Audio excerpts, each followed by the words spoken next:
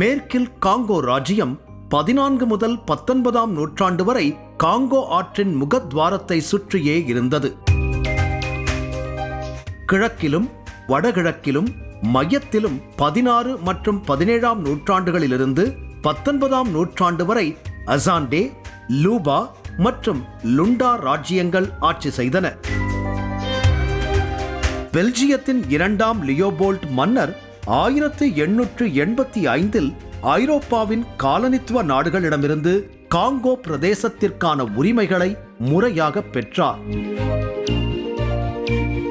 நிலத்தை தனது தனிப்பட்ட சொத்தாக அறிவித்தார். அதற்கு காங்கோ சுதந்திர மாநிலம் என்று பெயரிட்டார். 1885 முதல் 1908 வரை அவரது காலனித்துவ இராணுவம் உள்ளூர் மக்களை ரப்பர் உற்பத்தி செய்யும்படி கட்டாயப்படுத்தி அட்டூழியங்களை செய்தது.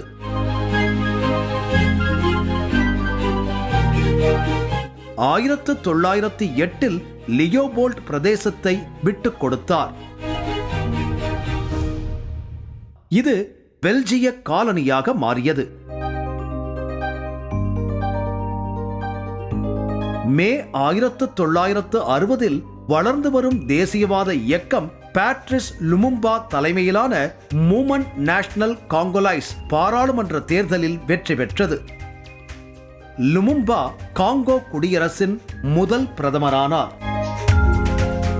லுமும்பா புதிய காங்கோ இராணுவத்தின் தலைமை அதிகாரியாக ஜோசப் மொபுடுவை நியமித்தார். காங்கோ பெல்ஜியத்திலிருந்து 30 ஜூன் 1960 சுதந்திரம் அடைந்தது. சுதந்திரத்திற்கு பிறகு கடங்கா மாகாணம், தெற்கு கசாய் ஆகியவை புதிய தலைமைக்கு எதிராக பிரிவினைவாத போராட்டங்களில் ஈடுபட்டன. பிரிவினைவாத இயக்கங்களை அடக்குவதற்கு லுமும்பாவின் உதவிக்கான அழைப்பை ஐக்கிய நாடுகள் சபை நிராகரித்த பிறகு லுமும்பா சோவியத் யூனியனிடம் உதவி பெற்றார். ஆயுத படைகள் தெற்கு கசாய் மீது படையெடுத்தன. கர்னல் ஜோசப் மொபுடு அமெரிக்கா மற்றும் பெல்ஜியத்தின் ஆதரவுடன் லுமும்பாவை பதவியிலிருந்து நீக்கினார். ஜனவரி 17, 1961 அன்று லுமும்பா கட்டாங்கன் அதிகாரிகளிடம் ஒப்படைக்கப்பட்டு பெல்ஜியம் தலைமையிலான கட்டாங்கன் துருப்புகளால் தூக்கிலிடப்பட்டார்.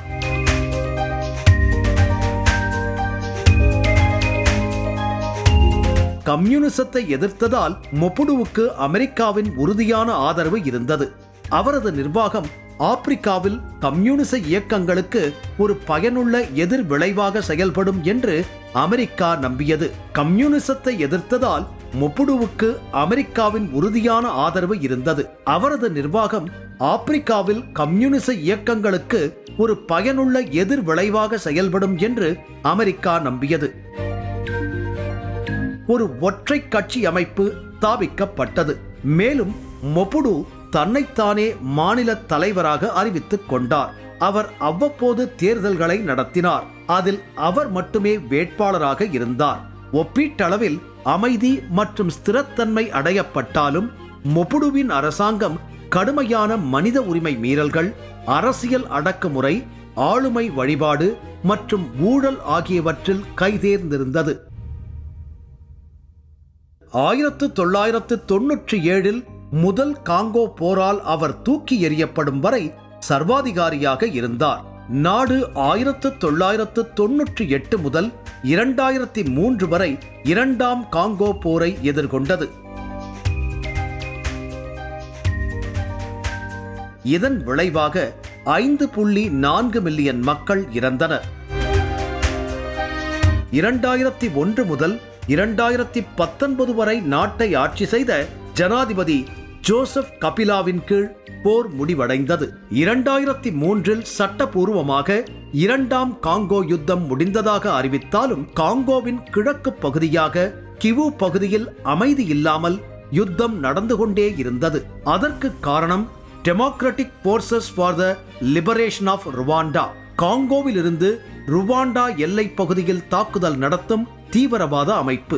காங்கோவில் இருந்து கொண்டு TFLR ஏன் ருவாண்டாவை தாக்க வேண்டும்? ஹூட்டு மற்றும் டூட்சி என்று 2 இனங்களின் பகையே காரணம். TFLR என்பது ஹூட்டு புரட்சி போராளி அமைப்பு. ருவாண்டாவில் இருப்பது டூட்சியினர் ஆட்சி. ருவாண்டாவில் இருந்து அகதிகளாக வந்த ஹூட்டு இனத்தினர் மீண்டும் ருவாண்டாவில் ஹூட்டு ஆட்சி அமைக்க போராடி வருகிறார்கள். ஆரம்பத்தில் காங்கோ அரசு DFLR ஆதரவாக இருந்தாலும் பின்னர் காங்கோ ருவாண்டாவுடன் கைகோர்த்தது.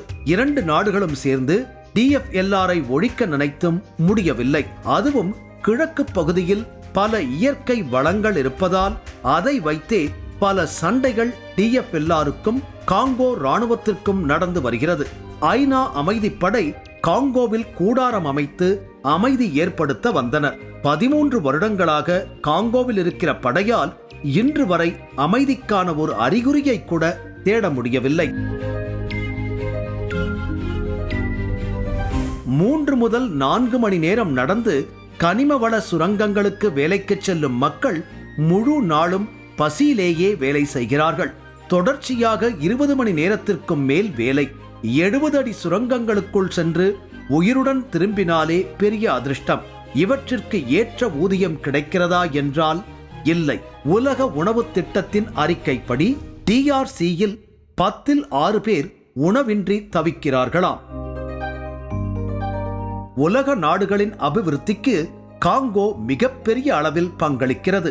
காங்கோவின் பங்களிப்பு இல்லாத உலக பொருளாதாரம் பெரிய சரிவை நோக்கி நகரும். காங்கோவின் வளங்கள் இல்லாமல் ஒரு நாளை கூட வளர்ந்த நாடுகள் கற்பனை செய்து பார்க்க முடியாது. நாடு பணக்கார நாடுதான், ஆனால் மக்கள்தான் ஏழைகள்.